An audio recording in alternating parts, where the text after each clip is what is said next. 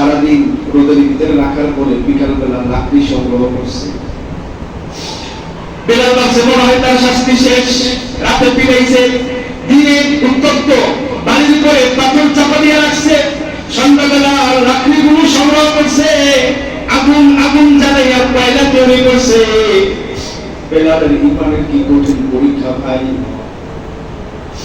হযরত বেলালের ওই ক্ষত বিক্ষত দেহটাকে ওই কয়লার জ্বলন্ত কয়লার উপরে শোয়াইয়া টানা হেঁচড়া শুরু করছে। হযরত বেলালের সময় বলে আহাদ আহাদ আহাদ, আমরা তোমাকে ধরছি আর কি বুঝতাম না, আমি আমার জীবনটাকে তোমার জন্যই সঁপে দিয়েছি, আমার যা হবে হোক, আমি কিন্তু আমার ইমান আমরা ছাড়তাম না। আমার দিয়া বলেন তো এই বিলালের এই কথাগুলো আমার সাথী পর্যন্ত পৌঁছে কি পৌঁছে না? আমার আল্লাহ থেকে কি দেখে না? আমার আল্লাহ সর্বোচ্চ ইমানের পরীক্ষা, যখন ওই জ্বলন্ত কয়লার উপরে শোয়াইয়া টানা হেঁচড়া করতেছে।